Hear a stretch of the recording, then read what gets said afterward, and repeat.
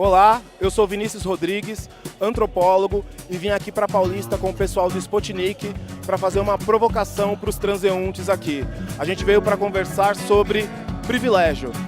O homem tem privilégios na nossa sociedade? Eu quero que os participantes mudem minha opinião, porque eu acho que sim. É isso.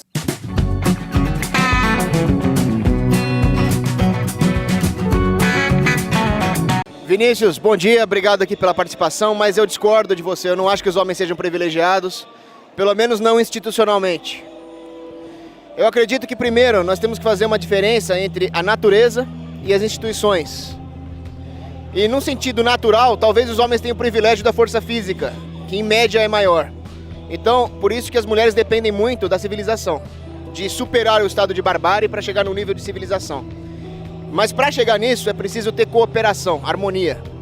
E a guerra dos sexos, que vários lados do debate promovem, as feministas principalmente, faz com que as mulheres percam um apoio, que é a cooperação com o sexo masculino. Como promover essa divisão? Aí que entra a questão de discriminar o homem. Ao discriminar o homem, cria-se uma cisânia, cria-se um obstáculo intransponível, que vai realmente prejudicar os homens no curto prazo, mas vai prejudicar toda a civilização no longo prazo e, portanto, principalmente as mulheres.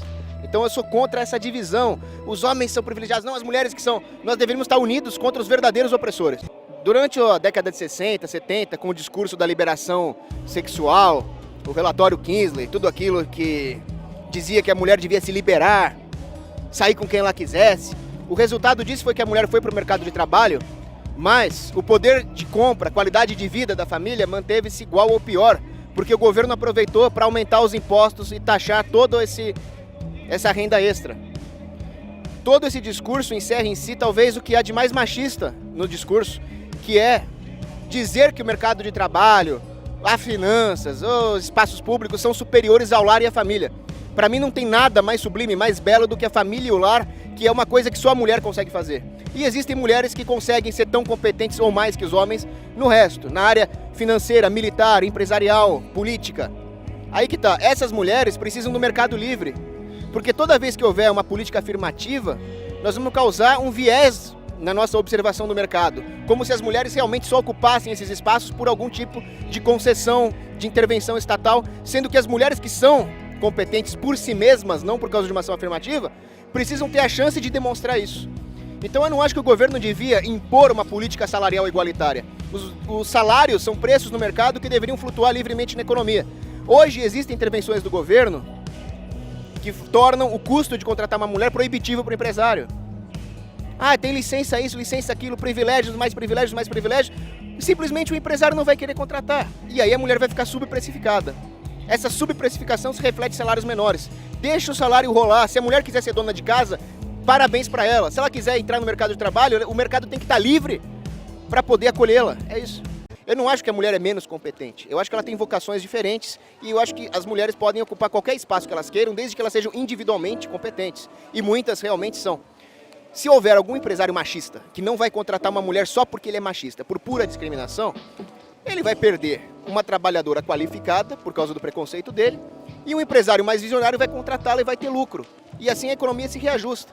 Ele vai contratar uma mão de obra qualificada que está subprecificada. No mercado isso é uma operação praticamente de arbitragem. Então o mercado corrigiria isso. O problema não é um ou dois empresários machistas. O problema é realmente a intervenção do governo na economia que torna mais difícil contratar. E aí o empresário vai querer correr menos risco, ele vai querer contratar alguém que não engravide, alguém que não tenha licença maternidade. O que nós precisamos é acabar com a intervenção do governo na economia para que realmente as relações sociais reflitam a sua própria natureza. Se a mulher tem uma natureza maternal, ela cuida do filho e depois ela entra no mercado de trabalho livre. Deixa as relações sociais fluírem da maneira mais espontânea possível. Em países extremamente liberais, ou mais liberais que o Brasil, a gente ainda tem uma diferença de gênero tão grande.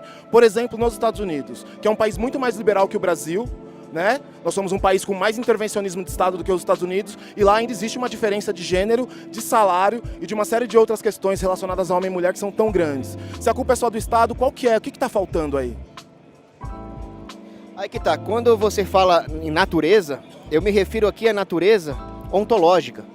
Uma coisa que transcende a própria biologia. Então não estou aqui me referindo a um estado natural, pré-civilizacional. e sim a uma natureza conforme o plano de Deus que nos fez? Ou você poderia dizer a maneira como as coisas são, como elas se comportam? Então, quando nós fazemos uma cadeira ou desenvolvemos uma tecnologia de uma câmera, por exemplo, isso faz parte da nossa natureza inventiva, criativa, não vai contra a nossa natureza. É um processo evolutivo da civilização que é da natureza do homem. O problema é quando as nossas instituições, as nossas tradições ou o nosso comportamento vão contra uma natureza interna, uma natureza ontológica. Então, a ideia de jogar homem contra mulher é contra a natureza cooperativa dos dois sexos. E eu discordo de você também na questão biológica, porque eu acho que existem diferenças biológicas, psicológicas, profundas entre homens e mulheres, que não os tornam inferior ou superiores, sim diferentes. Então, a mulher ela tem uma conformação física diferente do homem. Isso não significa que está certo impedir a mulher de trabalhar, impedir a mulher de se desenvolver fisicamente. Eu, inclusive, sou a favor de uma educação física e militar para crianças, para que elas consigam se defender. Homens e mulheres deviam aprender a usar armas para se defender do totalitarismo, para se defender de bandidos. Então, o meu ponto é que o indivíduo tem que ter a liberdade de exercer aquilo que é particular seu.